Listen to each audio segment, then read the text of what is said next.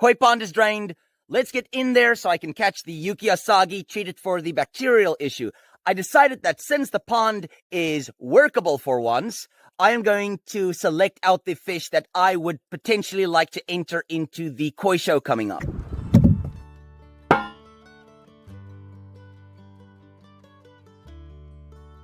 Now, before I get started, this is something important I have to talk about. One of the ways you can tell a Tom, Dick, and Harry from an expert is going to have one of these. This is a sock net. This is a catching net. Keynote being catching net. And this is a proper catching net, by the way. Strong rim. If you see somebody using this net to pick a koi out of the water, you walk away and you don't buy from them because they don't know what they're doing. This is a very easy way to damage fins and scales. Now, yeah, it can repair. The last thing a show guy like me wants is to potentially damage a fish on the day it's supposed to go to the show. The fish is picked up and moved in this net. This is how it works. You scoop the fish up, and then you hold this end, and you carry the fish like this. When you reach the destination, all you have to do is let go of the bottom, and the fish slips out. This is an atypical angling net. This net is great for catching baby fish. However, not one of my favorite nets. Unlike what the angling guys will tell you, no, you can't just scoop a fish and pick them up like this. It's still going to damage them. And then the frame is frustratingly fragile. Like, this thing just bends all the time. I'm trying to catch a fish, this front piece hits the bottom, and then it just bends. It is so frustrating to work with. Not a fun net to use. Like, sure, if you're an angler and you're reeling the fish in, if you're reeling it in like this while doing this, obviously that's the correct motion. You come in with the net, or somebody else comes in with the net and scoops up the fish just to catch it, where you can then bring it to shore and then pick it up. That's probably going to be better. Anglers are always trying to sell you this, oh yeah, this doesn't remove the slime coat and that doesn't remove the slime coat. You should buy these gloves, as opposed to your soft human hands. Anyway, great for catching babies, sucks for everything else.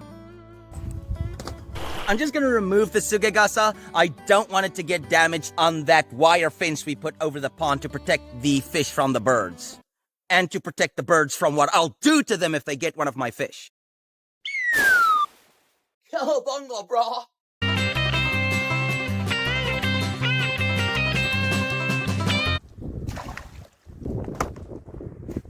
Now, if there's some of my viewers that is concerned, wondering why my water looks that way, that is because it is filled with mud and algae, which as a breeder and as a koi grower is exactly what I want. Obviously, if I had a show pond, I would like the water to be crystal clear. But crystal clear water is not really conducive to what I want to achieve. Another tip I'm going to be sharing with you guys, the way you could tell a complete novice from somebody who knows what they're doing is the novice thinks because their water is crystal clear, it means they're healthy. Experienced people will tell you your water could be crystal clear and the ammonia and nitrates could be through the roof, and if you put a fish in it, it's gonna die. Crystal clear water doesn't mean healthy water. Just as much as brown water doesn't necessarily mean healthy water. It is about the chemical composition that's going on in your pond. The first fish I hope to enter into the show. Now, that red tansho on the head is not very good. It's far better than the average fish, but it's not a perfect circle. Other than that, it's a very good fish. The black is where it's supposed to be. It looks the way it's supposed to look. It's a beautiful white fish, beautiful sanke. Like near perfect. It's just the red circle that's not quite correct. Now, I've heard that the competition in the George Koi show is pretty good. So, we're gonna see how this little boy does. Here is my male Ginrin Karashigoi. I'm hoping to enter as well. Speck there on that side of his, let's call it, on the gill plate. I have entered a fish similar to this before, and I thought it wasn't gonna go anywhere, and it won like second place. So maybe it's just negligible enough to where the fish won't experience a complete and utter, too much of a severe point loss. I want to show you guys this one. It's got the orange red body and then those big white lips. It's like a Gyaru Mr. Popo. And would you look at that? I bred another one.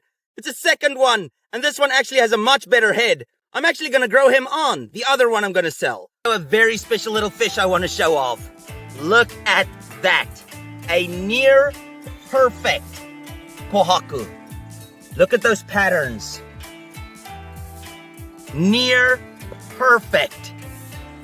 However, there's a flaw. Look at the tail. There's orange in the tail fin itself. That is a problem. It is such a big problem, in fact, that I'm gonna send pictures of this fish through to a koi judge buddy of mine just to get a second opinion if he thinks it's worth a shot entering this fish into the show. And then the last fish we're gonna look at is the soragoi that I bred. I'm gonna see how many I can enter and then see which one does the best.